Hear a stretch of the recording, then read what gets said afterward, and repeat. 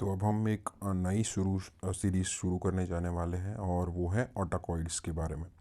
ऑटाकॉइड्स एक important topic है जो एग्ज़ाम पॉइंट ऑफ व्यू पूछे जाते हैं। इसमें से काफ़ी सारे एमसीक्यू या फिर शॉर्ट नोट्स भी पूछी जाती है।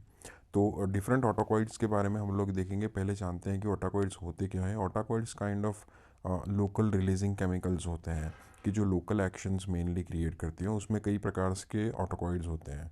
जो इम्पोर्टेंट नाम है जो यहाँ पे लिखे हुए होते हैं, जैसे अमाइन ग्रुप में उसको डिवाइड किया जाए तो अमाइन में हिस्टामाइन और सीरोटोनिन ये दोनों होते हैं। आज हम लोग हिस्टामाइन के बारे में पूरी जानकारी लेंगे। उसके बाद जो लिपिड के आधारित होते हैं उसमें प्रोस्टाग्लैंडिन, ल्यूकोट्राइन और प्लेटलेट एक्टिवेटिंग फैक्टर्स होते हैं। जबकि पेप्टाइड जो ग्रुप्स होते हैं उसमें ब्रेडिकाइनिन, एंजियोटेंसिन और कैलिडीन का इन्वॉल्वमेंट होता है। तो ये सब ऑटोकॉइड्स हैं। तो आज हम लोग हिस्टामिन के बारे में देखेंगे कि क्या है उसकी पिक्यूलियरिटी, उससे जुड़े हुए ड्रग्स कौन से हैं, उसके क्लिनिकल यूटिलाइजेशंस क्या है। तो हिस्टामिन है हिस्टिडीन के अंदर से सिंथेसाइज होता है। हमें पता ही है कि मास्ट सेल्स जो होता है उसके अंदर ग्रेन्यूल्स होते हैं और वो ग्रेन्यूल्स के अंदर हिस्टामिन स्टोर होता है। तो जब भी वो मास्ट सेल का स्टिमुलेशन होता है तो हिस्टामिन का रिलीज़ होता है और हिस्टामिन फिर अपने रिसेप्टर्स के ऊपर काम करता है और इसके हिसाब से फिर एक्शंस क्रिएट होती है। अब हिस्टामिन्स के रिसेप्टर्स देखें तो यहाँ पे आप देख सकते हैं कि जो इम्पोर्टेंट सब टाइप ऑफ रिसेप्टर्स हैं वो दो है, H1 और H2 रिसेप्टर की, जो क्लिनिकली ज़्यादा इम्पोर्टेंट है। जबकि H3 और H4 रिसेप्टर्स को भी अभी आइसोलेट किया गया है, लेकिन उसके ऊपर जो क्लिनिकल यूटिलिटी वाली ड्रग्स हैं वो अंडर इन्वेस्टिगेशन अभी चल रही है। तो जो मेन ड्रग्स हैं वो H1 और H2 रिसेप्टर्स के ऊपर काम करने वाली अभी अवेलेबल हैं। तो देखते हैं हम कुछ रिसेप्टर्स के बारे में, हिस्टामिनिक रिसेप्टर्स के बारे में। यहाँ पे जो जैसे हमने बात की कि चार मेन रिसेप्टर्स हैं, क्लिनिकली इंपॉर्टेंट दो रिसेप्टर्स हैं, H1 और H2 रिसेप्टर्स। अभी ये समझना ज़रूरी है कि H1 रिसेप्टर्स हैं वो मेनली एसोसिएटेड किसके साथ होते हैं, वो एसोसिएटेड होते हैं मेनली एलर्जीज़ के साथ, जैसे यहाँ पे लिखा हुआ है। तो एलर्जी और इन्फ्लामेशंस के साथ एसोसिएटेड जो भी रिस्पॉन्स है वो H1 मीडिएटेड रिस्पॉन्स होता है, स्पेशली ब्रोंको कंस्ट्रिक्शंस। ठीक है, तो ब्रोंको कंस्ट्रिक्शन हो गया, अर्टिकेरिया हो गया, एलर्जिक कंडीशंस हो गई, तो वो सब सिचुएशंस H1 रिसेप्टर्स से डेवलप होती हैं। ठीक है, जबकि H2 रिसेप्टर्स मेनली एसोसिएटेड होता है गैस्ट्रिक एसिड सिक्रीशंस के साथ। ठीक है, तो जीआईटी के अंदर जब हम एंटी अल्सर ड्रग्स पढ़ेंगे तो उसमें H2 रिसेप्टर्स एंटागोनिस्ट का रोल आएगा। तो अभी आप समझिए कि जो जीआई सिक्रीशंस होता है वो H2 मीडिएटेड रिस्पॉन्स से होता है, और जो एलर्जिक रिएक्शंस होती है या फिर ब्रोंको कंस्ट्रिक्शंस होते हैं वो H1 मीडिएटेड रिस्पॉन्स से होता है। H1 रिसेप्टर्स एक और भी चीज़ के लिए रिस्पॉन्सिबल है, प्रमोट्स द वेकफुलनेस।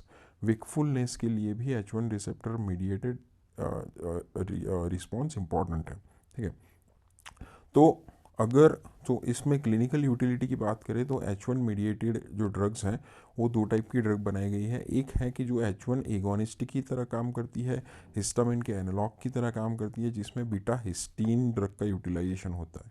और ये जो बीटा हिस्टीन है वो वर्टिगो वाले पेशेंट्स को दी जाती है।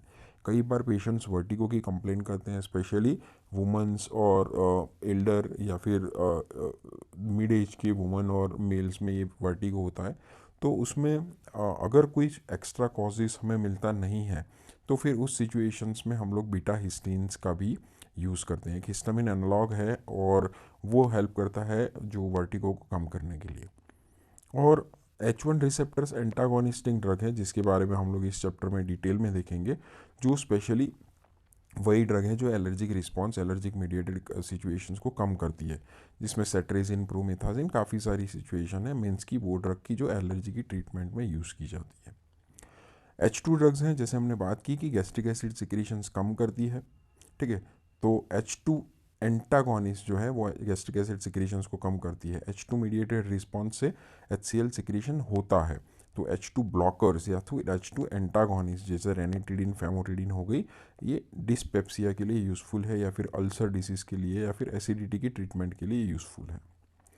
H3 और H4 रिसेप्टर्स की बात करें तो H3 की बात पहले करते हैं। H3 प्रीसाइनेप्टिक रिसेप्टर्स होते हैं, और जिस प्रकार से हमने ऑटोनॉमिक नर्वस सिस्टम में देखा उसी प्रकार से जो हिस्टामिन का रिलीज़ है ये जो प्रीसाइनेप्टिक रिसेप्टर्स कम करते हैं। तो हिस्टामिन की रिलीज़ कम करने की वजह से क्या है कि नार्कोलेप्सी वाले पेशेंट्स में जिसमें से जिसको डे टाइम सिडेशन होता है, तो उस पेशेंट्स में विकफुलनेस बढ़ाने के लिए ये यूज़ की जाती है। ठीक है, तो टाइप्रोलिसेंट करके मेडिकेशंस हैं, वो एक इन्वर्स एगोनिस्ट की तरह काम करती है। इन्वर्स एगोनिस्ट मीन्स कि उल्टा रिस्पॉन्स आता है, नेगेटिव रिस्पॉन्स क्रिएट करती है, और वो नार्कोलेप्सी सिचुएशंस में यूज़फुल होती है। ठीक है, प्री साइनेप्टिक है तो हिस्टामिन का रिलीज इनहिबिट करेगी, और इन्वर्स एगोनिस्ट देने से हिस्टामिन का रिलीज होगा जो वेकफुलनेस में हेल्प करेगी। तो नार्कोलेप्सी में यूटिलिटी अंडर इन्वेस्टिगेशंस है। और फिर H4 रिसेप्टर्स हैं, काफ़ी सारे H4 रिसेप्टर्स जो ब्लड सेल्स हैं जैसे इओसिनोफिल, बेसोफिल, मास्ट सेल्स, उसके ऊपर से पाए गए हैं, और जो कीमोटैक्सिस की जो प्रोसेस होती है, जो सेल्स माइग्रेट करके वहाँ पे आते हैं केमिकल रिलीज होने की वजह से इन्फ्लामेटरी साइट के ऊपर, तो उसके अंदर H4 रिसेप्टर्स का रोल है, वो भी अंडर इन्वेस्टिगेशन है। तो क्लिनिकली हमारे पास H1 के ऊपर काम करने वाली और H2 पर काम करने वाली ड्रग्स अवेलेबल है। तो देखते हैं कि हिस्टामिन की अब एक्शंस क्या क्या होती है। तो पहले बात करें कि ब्लड वेसल्स के ऊपर हिस्टामिन की क्या एक्शन है।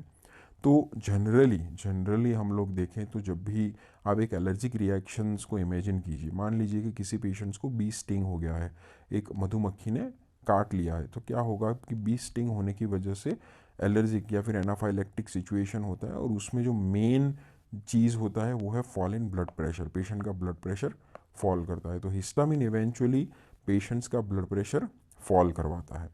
तो जो स्मॉल ब्लड वेसल्स है उसका डायलेशन होता है, और जिसकी वजह से फ्लशिंग होता है, रेडनेस हो जाती है फेस के ऊपर, और ब्लड प्रेशर डाउन होने की वजह से हाइपोटेंशन होता है।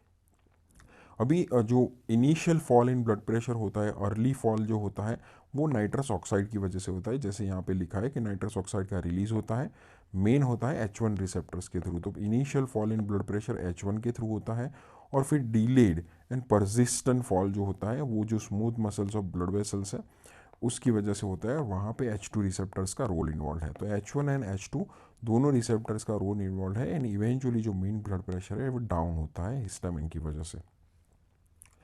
तो ऐसा भी कई बार पूछा जाता है, ये कई बार एमसीक्यू के फॉर्म में या कई बार वाइवा में पूछते हैं कि कौन कौन सी ड्रग्स हिस्टामिन रिलीज करवाती है। तो ये वही ड्रग्स हैं, ये एलर्जिक ड्रग्स भी हो सकती है। ठीक है, हिस्टामिन रिलीज करवाती है मीन्स कि इससे फॉल इन ब्लड प्रेशर भी हो सकता है, इससे एलर्जिक रिएक्शंस भी हो सकती है, इससे ब्रोंको कंस्ट्रिक्शंस भी हो सकते हैं। ठीक है, तो जो बेसिक ड्रग्स हैं मोटी मोटी, जैसे ड्यूटिबोक्यूरिन मसल रिलैक्सेंट है, ओपियोइड ग्रुप में मॉर्फिन हो गया, एंटीकोलिनर्जिक अट्रोपिन हो गया, वेंकोमाइसिन नाम की एक एंटीबायोटिक मेडिकेशंस है, और पोलीमिक्सिन भी अगेन एक एंटीबायोटिक मेडिकेशंस है। तो दो एंटीबायोटिक मेडिकेशन हो गई, वेंकोमाइसिन और पोलीमिक्सिन भी। जिस वेंकोमाइसिन से माना जाता है कि red man syndrome kind of allergic reaction ही होती है जो हिस्टामिन की वजह से होती है। ड्यूकोबुक्यूरिन क्लासिकल मसल रिलैक्सेंट है जो हिस्टामिन रिलीज करवाता है, मॉर्फिन से भी ऐसा होता है और एट्रोपिन से भी ऐसा होता है। अब हम लोग पढ़ेंगे H1 रिसेप्टर पे काम करने वाली मेडिकेशन, स्पेशली यहाँ पे, क्योंकि H2 रिसेप्टर्स ब्लॉकर हम लोग एंटासिड्स के टॉपिक में पढ़ेंगे या फिर पेप्टिक अल्सर डिसीज़ में पढ़ेंगे। तो H1 एंटागोनिस्ट है, इसे कन्वेंशनल एंटी हिस्टामिनिक्स भी कहा जाता है। अगर कोई कहता है कि एंटी हिस्टामिनिक्स के नाम बोलिए तो मोस्टली आप H1 एंटागोनिस्ट के ही नाम बोलिएगा, H2 का नाम बोलिएगा। तो कन्वेंशनल एंटी हिस्टामिनिक्स इसे कहा जाता है। अब अगर हम जनरेशन्स की बात करें तो ये दो जनरेशन्स में डिवाइड होती है। पहली होती है फर्स्ट जनरेशन मीन्स की ओल्डर एंटी हिस्टामिनिक्स, और फिर होती है सेकंड जनरेशन कंपैरेटिवली न्यूअर। तो जो ओल्डर एंटी हिस्टामिनिक्स थी वो उसमें एंटी कोलिनर्जिक एक्टिविटी ज़्यादा थी। ठीक है, एंटी कोलिनर्जिक एक्टिविटी ज़्यादा थी और एंटी हिस्टामिनिक एक्टिविटी भी ज़्यादा थी, जिसकी वजह से क्या था कि इससे सिडेशन, एक जो बहुत ही पिक्यूलियर चीज़ एसोसिएटेड थी वो थी सिडेशन, और सब एंटीकोलिनर्जिक साइड इफ़ेक्ट्स जैसे ब्लरिंग ऑफ विजन हो गया, यूरिन डिटेंशन हो गया, ड्राइनेस ऑफ माउथ हो गया। तो वो सब चीज़ें इसके साथ फर्स्ट जनरेशन वाली ड्रग्स के साथ एसोसिएटेड थी। तो ये सब साइड इफ़ेक्ट्स कम करने के लिए फिर सेकंड जनरेशन बनाई गई, जिसमें comparatively anticholinergic effects and sedating property बंद कर दी गई। तो हाईली सिलेटिव ड्रग्स के नाम देखें तो जिसमें डाइफेनहाइड्रामिन, डाइमेनहाइड्रीनेट, प्रोमिथाजिन और हाइड्रोक्सिसिन जैसी ड्रग्स का इन्वॉल्वमेंट होता है। फिर उसके बाद मॉडरेटली सीडेटिंग ड्रग्स हैं, जैसे फेनिरामाइन हो गई, सिप्रोहेप्टाडिन, मैक्लेजिन, सिनारिजिन जैसी ड्रग हो गई। और फिर माइल्ड सिलेटिव ड्रग्स हैं, जिसमें क्लोरफेनिरामाइन, डेक्सक्लोरफेनिरामाइन, क्लेमेस्टिन जैसी कुछ मेडिकेशंस का यहाँ पे इन्वॉल्वमेंट होता है। अगर हम सेकेंड जनरेशन्स की बात करें, सेकेंड जनरेशन जिसमें लिखा है नॉन सीडेटिंग, तो सीडेटिंग प्रॉपर्टी कम है, तो जिसमें फेक्सोफिनाडिन, लोराटिडिन, डेसलोराटिडिन, सेट्रेजिन, लीवोसेट्रेजिन, अजेलास्टिन, मिजोलास्टिन, इबास्टिन जैसी कुछ ड्रग्स का यहाँ पे इन्वॉल्वमेंट होता है। तो ये कुछ ड्रग्स आप याद रखें। काफ़ी सारी कफ सिरप्स जो अवेलेबल होती है, फिक्स डोज कॉम्बिनेशन, जो वैसे तो इरेशनल होते हैं, उसमें ये एंटीहिस्टामिनिक्स ड्रग्स को इन्होंने डाला हुआ होता है, जिससे क्या है कि एलर्जिक कंपोनेंट अगर किसी पेशेंट्स को कफ की वजह से कफ हुआ है तो वो कंट्रोल हो सके, पेशेंट को अच्छी नींद आए, वो रिलैक्स्ड हो जाए। तो इसीलिए उसमें कई बार ये क्लोरफेनिरामाइन आपको देखने को मिलेगा। सिनारिजिन हम लोग कई बार यूज़ करते हैं एज एन वॉमिटिंग, जो मोशन सिकनेस के लिए अंदर होती है, उसको कंट्रोल करने के लिए सिनारिजिन का यूज़ किया जाता है। सिप्रोहेप्टाडिन का हम लोग यूज़ करते हैं as a weight gain medications use करते हैं, सीरोटोनर्जिक रिसेप्टर्स के ऊपर भी काम करती है। तो काफ़ी सारी ड्रग्स हैं, देखते हैं उसका क्लिनिकल इंपॉर्टेंस क्या है। तो जैसे हमने बात की कि फर्स्ट जनरेशन एंटीहिस्टामिनिक्स है, वो ब्लड ब्रेन बैरियर क्रॉस कर सकती है और जिसकी वजह से सीडेशन और साइकोमोटर इम्पेयरमेंट होता है। तो कई बार एमसीक्यू में पूछते हैं या फिर वाइवा में पूछते हैं कि ऐसी फर्स्ट जनरेशन मेडिकेशंस जो है एंटीहिस्टामिक्स, वो किसको नहीं देनी चाहिए। तो ऐसे लोगों को कि जो कॉन्सेंट्रेटिंग चीज़ों के साथ इन्वॉल्व हो, जैसे ट्रक ड्राइवर हो, उनको कॉन्सेंट्रेशन रखना पड़ता है, मशीनरी ऑपरेटर्स होते हैं, स्विमर्स होते हैं। तो अगर इन वाले पेशेंट्स में अगर फर्स्ट जनरेशन दी जाए तो उनका कॉन्सेंट्रेशन इम्पेयर होता है और मेजर एक्सीडेंट्स क्रिएट हो सकता है। इसमें एंटीकोलिनर्जिक प्रॉपर्टी भी होती है, तो इसीलिए फर्स्ट जनरेशन जो भी एंटीहिस्टामिनिक्स हैं वो ऐसे पेशेंट्स या फिर ऐसे लोग जो कॉन्सेंट्रेटिंग वर्क के साथ एसोसिएटेड होते हैं उनमें ना दे, उसमें एब्सोल्यूट कॉन्ट्रा इंडिकेटेड है। तो फर्स्ट जनरेशन का यूज़ कौन सा है? फर्स्ट जनरेशन जैसे हमने बात की कि H1 receptors blocking actions basically है, उसके थ्रू काम करते हैं। तो हमें पता है कि H1 से मेनली एसोसिएटेड होता है एलर्जिक रिएक्शंस। तो एलर्जिक रिएक्शंस हो गई जिसमें इचिंग या फिर अर्टिकेरिया, हे फीवर जैसा एलर्जिक सिचुएशंस इन्वॉल्व हो, तो वहाँ पे आप ऐसे antihistaminics, first generation antihistaminics use कर सकते हैं। इंसेक्ट बाइट जैसे हो गया, आईवी पॉइजनिंग, आईवी एक जात का प्लांट होता है जिससे इस टाइप का एलर्जी होता है, जो यहाँ पे दिखाया गया है। कई बार जो prevent the adverse effect of histamine, histamine की रिलीज के होने की वजह से जो भी एडवर्स ड्रग रिएक्शंस है उसको प्रिवेंट करने के लिए भी आप साथ में एंटीहिस्टामिनिक्स दे सकते हैं। एंटीकोलिनर्जिक प्रॉपर्टी होने की वजह से इसके यूजेस भी हैं, ठीक है, ये एक चीज़ आप याद रखें। एंटीकोलिनर्जिक प्रॉपर्टी होने की वजह से पार्किंसनिज्म, मसल डिस्टोनियाज में यूज़ होते हैं। अब इसके बारे में शायद हमने डिस्कशंस किया था डिटेल में एंटी साइकोटिक वाले चैप्टर में, तो भी मैं आपको मोटा मोटा बता देता हूँ कि जो ब्रेन में डोपामिन होता है और एसिटाइलकोलिन दोनों बैलेंस में होता है, ठीक है। अभी मान लीजिए कि किसी भी प्रकार से अगर आपने कुछ ड्रग्स दी है या कुछ भी हो गया है जिससे डोपामिन का लेवल कम हो गया है, और डोपामिन का लेवल कम होने, स्पेशली एंटी साइकोटिक मेडिकेशंस के जो डोपामिन रिसेप्टर्स को ब्लॉक करती हैं, तो डोपामिन रिसेप्टर्स ब्लॉक होते हैं, लंबे टाइम के लिए ब्लॉक होते हैं, जिससे डोपामिन का लेवल कम हो जाता है। तो उसकी वजह से उसमें एक्स्ट्रा पिरामिडल सिम्टम्स आपको देखने को मिलते हैं, जिसे EPS कहते हैं। वो एक्स्ट्रा पिरामिडल सिम्टम्स में ऐसा पार्किंसनिज्म होना, एक्यूट मसल डिस्टोनिया होना। अभी एक्यूट मसल डिस्टोनिया क्या है कि कुछ मसल्स सडनली टोन में चले जाते हैं, जैसे आई के मसल होते हैं तो आईज़ बहुत वाइड ओपन हो जाती है, फिर टंग के मसल होते हैं, टंग बाहर आ जाती है, नेक के मसल्स होते हैं, स्पाजम हो जाता है। तो एक एबनॉर्मल सिचुएशंस क्रिएट हो जाती है जिसमें पेशेंट्स घबरा जाता है, पेशेंट्स के रिलेटिव भी घबरा जाता है। इवेंचुअली घबराने की चीज़ नहीं होती है, एक्यूट मसल डिस्टोनिया है। तो ऐसी कुछ ड्रग्स जो डोपामिन रिसेप्टर्स को ब्लॉक करती हैं, इसकी वजह से ये होता है। तो अभी उसको करेक्ट करने के लिए आप क्या कर सकते हैं? उसको करेक्ट करने के लिए आप एसिटाइलकोलिन का लेवल भी नीचे ला सकते हैं, और वो ला सकते हैं एंटीकोलिनर्जिक मेडिकेशन से। तो एंटीकोलिनर्जिक प्रॉपर्टी ये फर्स्ट जनरेशन एंटीहिस्टामिनिक्स में भी है, तो इसीलिए अगर वो यूज़ करते हैं तो इसमें बेनिफिट होता है। तो इस प्रकार के EPS वाले सिम्टम्स, मसल डिस्टोनिया या फिर पार्किंसनिज्म में, स्पेशली ड्रग इंड्यूस्ड पार्किंसनिज्म में ऐसी हाईली एंटीकोलिनर्जिक एक्टिविटी वाले फर्स्ट जनरेशन एंटीहिस्टामिनिक कई बार काम आते हैं। दूसरी चीज़ मोशन सिकनेस, जैसे हमने बात की थी कि मोशन सिकनेस में बेसिकली हिस्टामिन और कोलिनर्जिक मस्करेनिक रिसेप्टर्स का रोल इन्वॉल्व होता है, वही सिग्नल भेजते हैं। तो इसीलिए उस सिग्नलिंग पाथवे को ब्रेक करने के लिए हम लोग एंटी कोलिनर्जिक ड्रग्स या एंटी हिस्टामिनिक ड्रग का यूज़ कर सकते हैं। तो स्पेशली फर्स्ट जनरेशन जो ड्रग्स हैं, सिनारिजीन जैसे हमने बात की थी, वो मोस्ट कॉमनली यूज़ की जाती है, 30 मिनट्स पहले यूज़ की जाती है as an antihistaminic medications कि जो ऐसी मोशन सिकनेस को कंट्रोल कर सकती है। ईडीआर क्या होते हैं, जैसे हमने बात की, साइकोटोमोटर इम्पेयरमेंट और सीडेशन होता है, ब्लड ब्रेन बैरियर क्रॉस करने की वजह से वेकफुलनेस इम्पेयर्ड होता है, कॉन्सेंट्रेटिंग वर्क के साथ एसोसिएटेड आदमियों को नहीं देना चाहिए, और एंटीकोलिनर्जिक साइड इफ़ेक्ट्स होती हैं जिसमें dryness of mouth, blurring of vision, urinary retention और कॉन्स्टिपेशन होता है। कोलिनर्जिक रिसेप्टर्स होते हैं, स्पेशली M3 रिसेप्टर्स होते हैं वो, और M1 रिसेप्टर्स अलग अलग जगहों पे इन्वॉल्व होते हैं।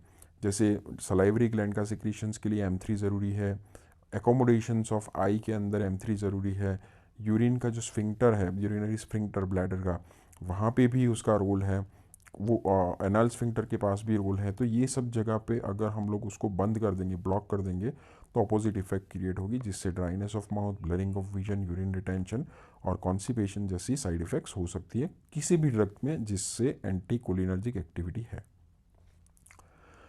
तो ये जो फर्स्ट जनरेशन की जो भी नेगेटिव पॉइंट्स थे वो काउंटर करने के लिए, जैसे स्पेशली द सीडेशन, तो सीडेशन पार्ट को काउंटर करने के लिए और ऐसे कॉन्सेंट्रेटिंग वर्क वाले पेशेंट को भी दे सके, इसीलिए सेकेंड जनरेशन एंटीहिस्टामिनिक्स बनाई गई कि जिसमें सीएनएस पेनिट्रेशन कम से कम होता हो और एंटीकोलिनर्जिक प्रॉपर्टी ना हो। तो जिसमें काफ़ी सारी मेडिकेशन बनाई गई जो मोस्टली सीडेशन फ्री होती है। ठीक है, सम ड्रग, लेकिन एक इम्पॉर्टेंट चीज़ लिखी है कि सम ड्रग्स यहाँ पे, जैसे सेट्रीजिन हो गया और एजेलास्टिन, तो ये जो सेकंड जनरेशन में कुछ ड्रग्स हैं जिसमें एडिशनल एंटी एलर्जिक मैकेनिज्म भी है। जो यूजुअल एंटी एलर्जिक मैकेनिज्म क्या है कि हिस्टामिन रिसेप्टर ब्लॉकेज होना, इसके अलावा भी कुछ न्यूअर एंटी एलर्जिक मैकेनिज्म्स हैं ये कुछ दोनों ड्रग्स में। जैसे बात की थी हम लोग, ट्रक ड्राइवर्स में भी यूज़ कर सकते हैं जो चलाते हैं, या फिर कॉन्सेंट्रेटिंग एबिलिटी वाली सिचुएशंस में जो काम करते हैं उसमें हम लोग सेकंड जनरेशन्स को यूज़ कर सकते हैं। और ये जो सेकंड जनरेशन वाली ड्रग्स हैं, क्योंकि इसमें एंटीकोलिनर्जिक एक्टिविटी नहीं है, तो ये सिर्फ एलर्जी के प्रति ही सीमित रहते हैं इसके यूजेस। तो as an anti allergic medication ही मोस्टली यूज़ की जाती है ये सेकंड जनरेशन वाली। उसमें किसी भी प्रकार की एलर्जी हो, वो एलर्जी एसोसिएटेड विथ आई हो, एलर्जी एसोसिएटेड विथ नोज़ हो, तो सभी सिचुएशंस में यूज़ की जाती है। और उसमें कुछ ड्रग्स हैं, अगर उसके कुछ इंपॉर्टेंट पॉइंट्स हैं तो हम लोग डिस्कशंस करेंगे, क्यों नहीं। पहली जो ड्रग है वो है टर्फेनाडिन। टर्फेनाडिन एमसीक्यू में कई बार पूछते हैं। ये टर्फेनाडिन फास्टेस्ट एक्टिंग एंटीहिस्टामिनिक्स ड्रग्स है, बट जो फेमस है ये चीज़ वो है उसके एडीआर के लिए। इससे क्या एडीआर होता था, इससे जो एडीआर होता था वो था एरिथमिया, और एरिथमिया में भी बहुत स्पेसिफिक टॉर्सार्ड पॉइंट्स ऐसा लिखा है, मीन्स के प्रोलॉन्ग क्यूटी इंटरवल, जो क्यूटी इंटरवल जो होता है वो बढ़ जाता है ईसीजी के अंदर, जिससे इवेंचुअली पॉलीमॉर्फिक वेंट्रिकुलर टेकिकार्डिया भी हो सकता है। क्यों ऐसा होता है, इसका रीज़न ये है कि ये पोटेशियम चैनल को ब्लॉक करती हैं ये ड्रग्स।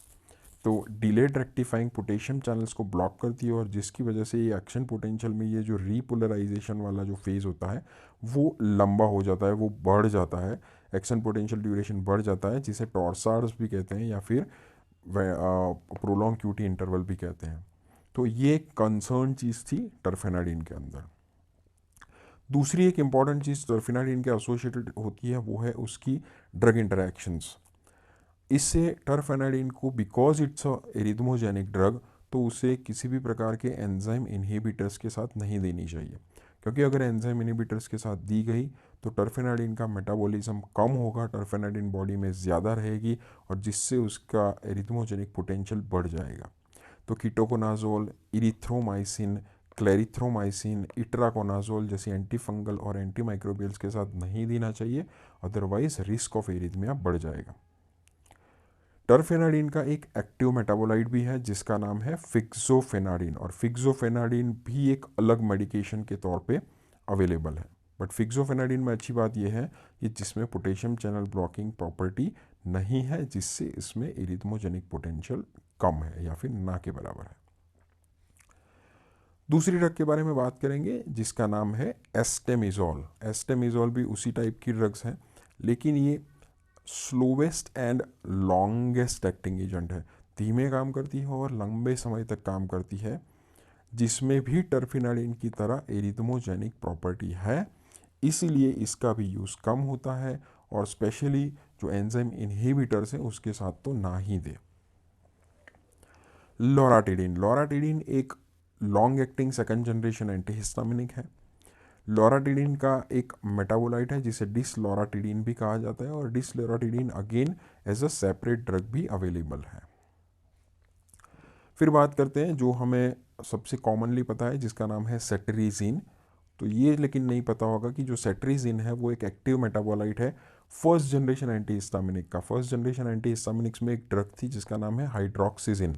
तो हाइड्रोक्सीजिन के अंदर से बनती है सेटरीजिन। ठीक है, सभी यहाँ पे लिखा है। बहुत ही इंपॉर्टेंट एक और पॉइंट है, ये कई बार एमसीक्यू में पूछते हैं कि जो सेकंड जनरेशन एंटीहिस्टामिनिक्स है are metabolize to active products, वो एक्टिव प्रोडक्ट्स बनती है एक्सेप्ट सेट्रिजिन एंड मीजोलास्टिन। तो ये दोनों ऐसी है कि इसके अंदर से कोई एक्टिव प्रोडक्ट्स नहीं बनती है। कौन कौन सी? Cetirizine and मीजोलास्टिन। जैसे हमने बात की थी पहले भी ये पॉइंट आया था कि सेट्रिजिन के अंदर एक एडिशनल एंटी एलर्जिक मैकेनिज्म्स हैं। वो क्या है कि it inhibits the release of cytotoxic mediators from platelet and chemotaxis को भी इनहिबिट करता है। तो कीमोटैक्सिस प्रोसेस जहाँ से इन्फ्लामेटरी सेल्स नज़दीक आते हैं इन्फ्लामेटरी साइट ऊपर, तो उसे भी बंद करता है, और प्लेटलेट के अंदर से जो साइटोटॉक्सिक मीडिएटर है उसका रिलीज भी बंद करता है।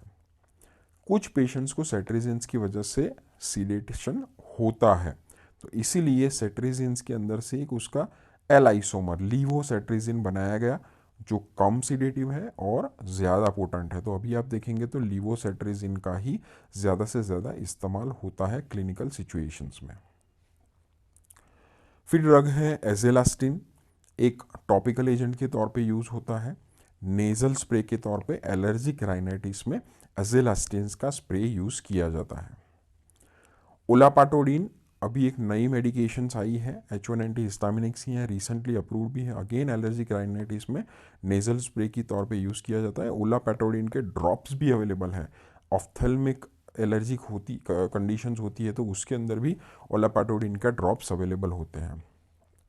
अल्कैफ्टाडीन भी एक नई मेडिकेशन है, जैसे हमने बात की एलर्जिक कंजक्टिवाइटिस के अंदर ऑफ्थेल्मिक सॉल्यूशंस के थ्रू यूज़ किया जाता है। तो होपफुली ये हमारा जो एंटी हिस्टामिनिक पूरा जो टॉपिक था आपको समझ में आ गया होगा। ऐसे ऑटोकोइड्स की सीरीज़ में आगे हम लोग प्रोस्टाग्लैंडिन, सेरोटोनिन के बारे में देखेंगे। फिर भी अगर कुछ क्वेरीज हो तो आप हमें पूछ सकते हैं। हमारे दूसरे वीडियोस भी चेकआउट करना मत भूलिए। Thank you very much.